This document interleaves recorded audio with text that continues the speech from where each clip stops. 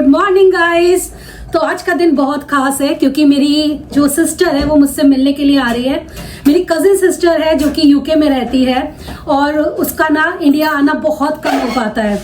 तो आज वो हम सबसे मिलने के लिए आ रही है। यहाँ पर पहले मुझसे मिलेगी, फिर दीदी के घर भी जाएगी, मेरी मौसी वगैरह भी यहाँ पर रहती है, सबसे मिलेगी। और परसों उसकी फ्लाइट है वापसी की, लंदन की। तो मैं ना उसके बच्चों से बहुत दिनों बाद मिलने वाली हूँ। तो बचपन की जितनी भी मेमोरीज है ना वो फ्लैशबैक हो रही है बार बार कि बचपन में हम लोग क्या क्या करते थे यार, क्या क्या बदमाशियां करते थे, कैसे खेलते थे, पूरा पूरा दिन नानी के घर चले जाते थे। मतलब मेरी मौसियां ना सारे बच्चों को लेकर एक जगह इकट्ठी होती थी नानी के घर पे, और वो समर वेकेशन ना हमारे लिए हमेशा बहुत हैपनिंग होती थी। तो बड़ा मजा आता था समर वेकेशन का, हर साल इंतजार रहता था कि सारे कजिन्स मिलके ना तमाशे करेंगे, पूरी पूरी रात जागते थे और क्या क्या नहीं करते थे। वो सारी चीजें ना बार बार दिमाग में आ रही हैं। तो बहुत अच्छा लगता है जब आप अपने कजिन से मिलते हो। तो मेरे मौसा जी भी आने वाले हैं, वो मेरी मौसी की बेटी है एक्चुअली। अगर वो कैमरे पर कंफर्टेबल हुई तो मैं आप लोगों को जरूर मिलवाने वाली हूँ। हेलो गाइस, बहुत दिनों बाद हमसे मिलने आई है। कैसा लग रहा है? कैसा लग रहा है? बहुत अच्छा लग रहा है। और ये दोनों में ना एज डिफरेंस बहुत कम है, तो इसलिए जो है ना बचपन से रीमा ने मुझे बहुत कहानियां सुनाई हैं। दोनों की एक जैसी ड्रेसेस बनती थी एंड ऑल, एक जैसे बनते थे। मतलब कोई भी फंक्शन होता था हम लोग एक दूसरे से कोऑर्डिनेट करते थे। अच्छा तू ये पहन रही है, वो पहनेंगे हम। Good old memories. और तो बहुत सारी ऐसी यादें हैं कि बचपन में जो कजिन्स की होती है ना, वो सारे तमाशे किए हुए हैं हमने। अच्छे से किए हुए। चलो, और नानी का घर बहुत मिस करते हैं, वो बचपन वाला। और आशीष हस्बैंड और दो प्यारे प्यारे बच्चे। नाम बताओ अपने। और बहुत अच्छे नाम है। और मौसा जी देखे हुए होंगे पहले। मौसा जी व्लॉग्स में आए हुए हैं पहले, तो अभी आए हैं, बहुत कम टाइम के लिए आए। ये शिकायत रहेगी इन लोगों से। प्रशांत बना रहे हैं कॉफी। साली आई है आखिरकार, साली आई है तो कॉफी बनाना बनता है। क्यों?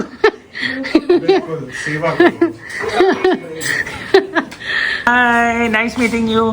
फिर आना। मैं यहाँ पे वो काम कर रही है यहाँ पे, ठीक है? हाँ चलो बाय, छोड़ के आना। मैं आ रही हूँ, बस मम्मी को बोल देना। हाँ गॉड, कितना फॉग हो रहा है। ये देखिए,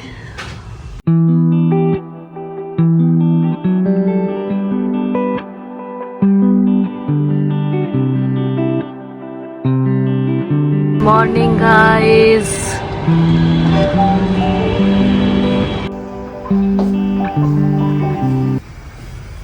क्या कर रहे हो आज? Good morning. वही कर रहा हूँ जो आपने सुबह आज्ञा दी थी। आज्ञा? मेरी आज्ञा तो जैसे इतनी मानते हैं, पूछो मत।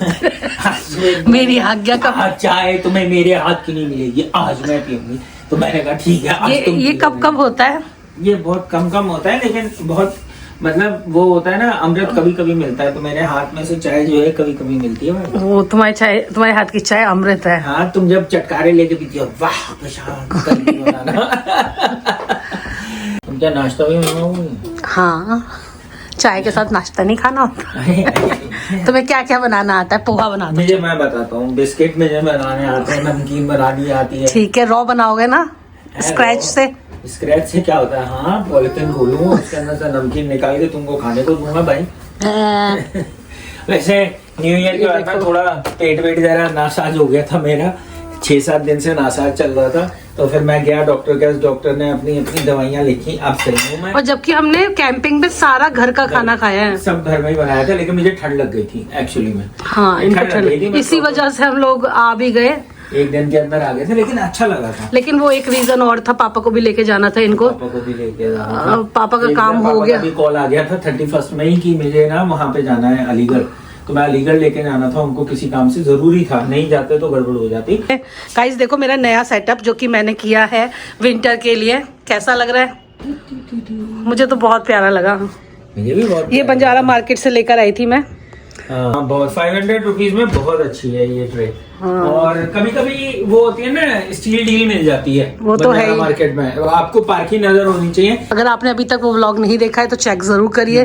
प्लस मैंने यहाँ पे कारपेट भी बिछा लिया, सर्दियों में ठंड लग रही थी पैरों के नीचे, मफिन को बड़ा आराम मिल रहा है। वो तो यहीं पे सोता रहता है, यहीं कहीं सोता रहता है। हमारा काम बढ़ जाएगा, हमें तो वैक्यूम लगाना पड़ेगा। लगाते हैं डेली। मैं थोड़ी देर बाहर धूप ले रही थी। आलू बहुत है ना हाँ आंटी आलू बॉईल कर रही है। और आंटी आज क्या खिला रही हो हमें आज खाने में? बेटा, पालक का पनीर। पालक का पालक पनीर, मैं भूल गई। पालक पनीर खिला रही हो और मक्का की रोटी। और मक्के की रोटी तो जब भी मुझे खानी होती है ना आंटी को ही बोलती हूँ, क्योंकि मुझे तो आती नहीं इतनी अच्छी बनानी, मुझे थोड़ी बहुत भी आती है। आंटी है तो मुझे जरूरत भी नहीं है, वो बना के खिला देती अरे है। जब हम हैं तो बेटा आपको जरूरत क्या है, हम तो बना दें एक एक बढ़िया रोटी मक्का की। वैसे आंटी ने रीमा से बहुत कुछ सीखा है। मलाई कोफ्ता, मलाई कोफ्ता सीखा मैंने है। आंटी को मलाई कोफ्ता सिखाया। आंटी इतना टेस्टी बनाती है अब कि अब तो मेरे से ज्यादा अच्छा बनाने लगी है। आंटी ये बता, आंटी की डिमांड जो सबसे ज्यादा मार्केट में है वो है आलू की कचौड़ी। तो वो किसी दिन आप बनाना, ठीक है? ठीक है, किसी दिन ओके। बनानी है आपको, सबको सिखानी है कैसे बनती है, ठीक है। जिससे कि फटे नहीं वो। बिल्कुल लोगों की फट जाती है एक्चुअली। नहीं फटेगी, वो स्टाइल बता देंगे कि कैसा करना चाहिए। ठीक है, आंटी ने प्रॉमिस कर लिया है। तो गाइज आपको कुछ दिनों बाद मिलेगी। कि सूखने का नाम नहीं ले रहे हैं। थोड़ी देर के लिए धूप निकलती है, उसके बाद मौसम चेंज हो जाता है और देखो धुंध छा जाती है इस तरीके से।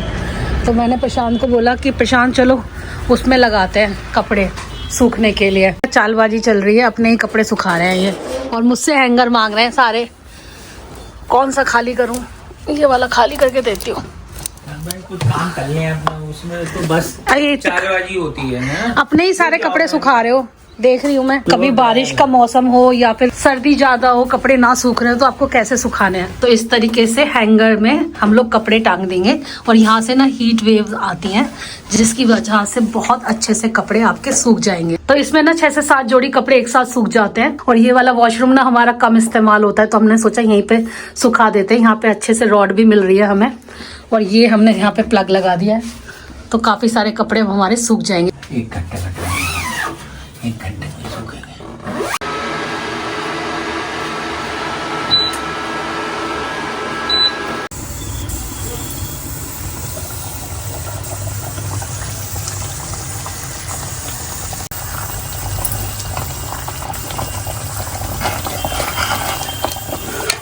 जीरा खत्म हो गया आंटी।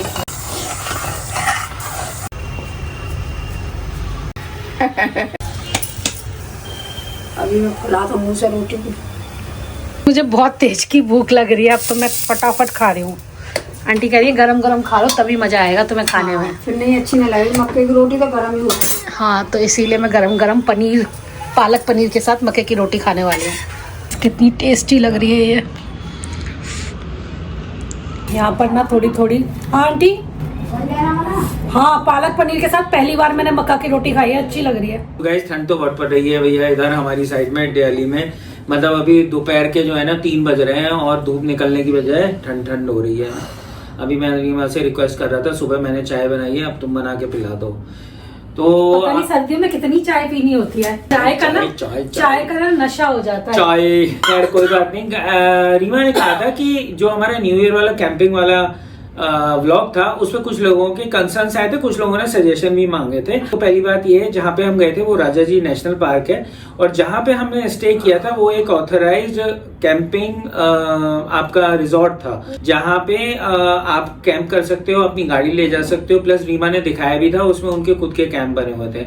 हाँ, एक पर्टिकुलर विसिनिटी है, उसके बाद आपको बाहर नहीं जाना है। और वैसे भी जितने भी नेशनल पार्क होते हैं वहाँ पे लोगों को मालूम होगा आफ्टर 10 o'clock वहाँ पे म्यूजिक वगैरह कुछ भी हमारा भी 10 बजे से पहले ही हुआ था जो भी हुआ था।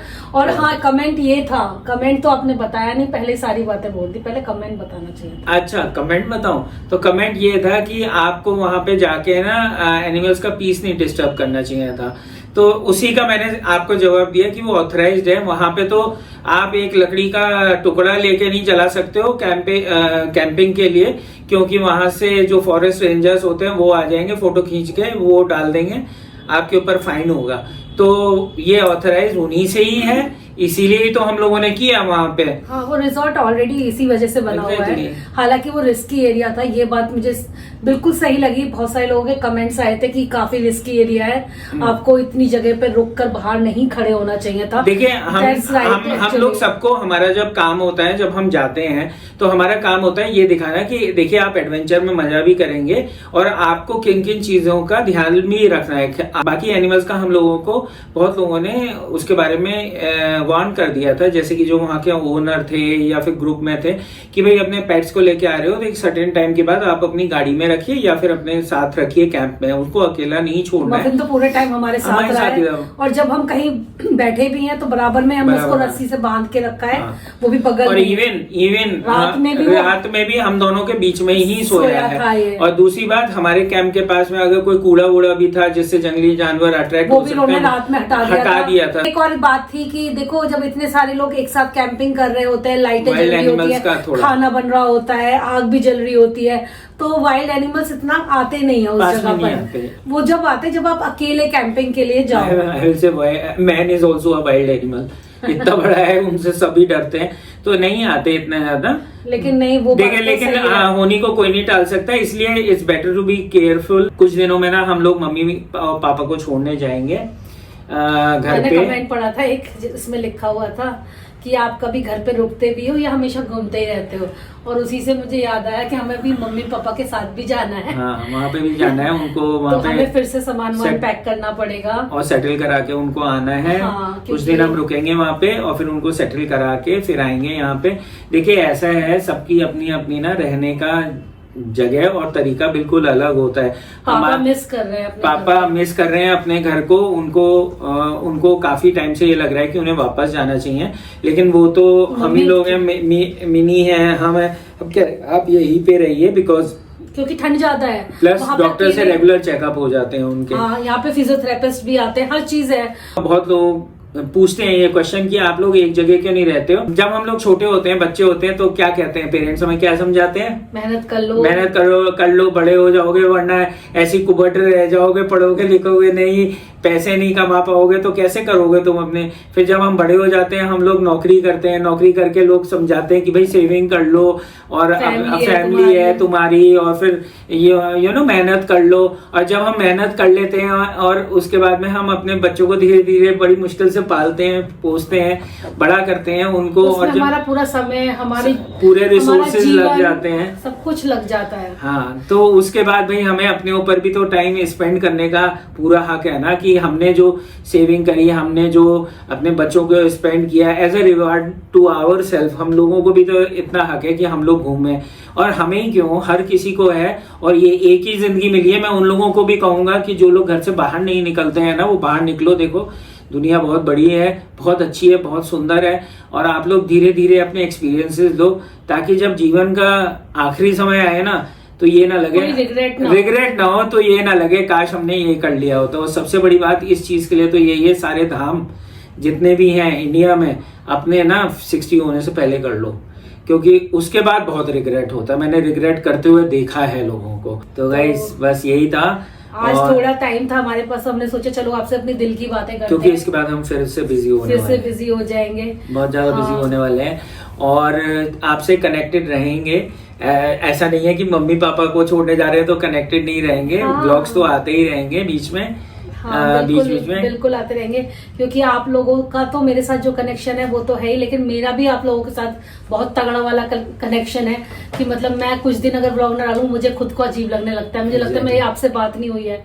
और मैं सारे दिल की बातें आप ही लोगों से करती हूँ ऑन कैमरा, तो बहुत अच्छा लगता है। और आजकल ना एल्गोरिथम का कुछ अलग सा हो गया है। आजकल आपके सामने सरफेस वीडियोस आई नो कि नहीं हो पा रही हैं, तो कभी आपको ऐसा लगे 1-2 दिन में कि भाई वीडियोस नहीं आए, तो आप इंडियन मॉम स्टूडियो जाके सर्च कर लिया करो, आपको वो भी मिल जाएगा। बिकॉज जो ईयर एंड होता है ना, उस टाइम पे यूट्यूब बहुत सारे चेंजेस करता है अपनी एल्गोरिथम में, हर साल करता है, हर साल यही स्टोरी होती है। और लोगों के पास नोटिफिकेशंस आने, लोगों के पास वीडियो सरफेस होने, ये सब कम हो जाता है। इसलिए आपने देखा होगा इस टाइम खास तौर से सारे ही यूट्यूबर्स के जो व्यूज हैं वो नीचे चले जाते हैं, लेकिन बाद में रिकवर कर लेते हैं, वो 2-3 महीने बाद रिकवर हो जाते हैं। लेकिन ये वाला जो टाइम होता है ना, आप किसी भी यूट्यूबर को देख लीजिएगा, पहले जैसे व्यूज उसके नहीं आ रहे होंगे। ये हर साल की कहानी है, जो कि हम लोग इतने दिनों पुराने हैं ना यूट्यूब पर, तो हम लोग इस चीज को समझ चुके हैं, तो हम लोग इस चीज की एंजाइटी भी नहीं लेते। हमें पता है कि ये एक रिदम है जो कि हर साल होना ही होना है। इसी के साथ मैं इस ब्लॉग को यहीं पर एंड करती हूँ। मिलूंगी कल आप लोगों से और अच्छे से ब्लॉग के साथ। Bye bye and lots of love.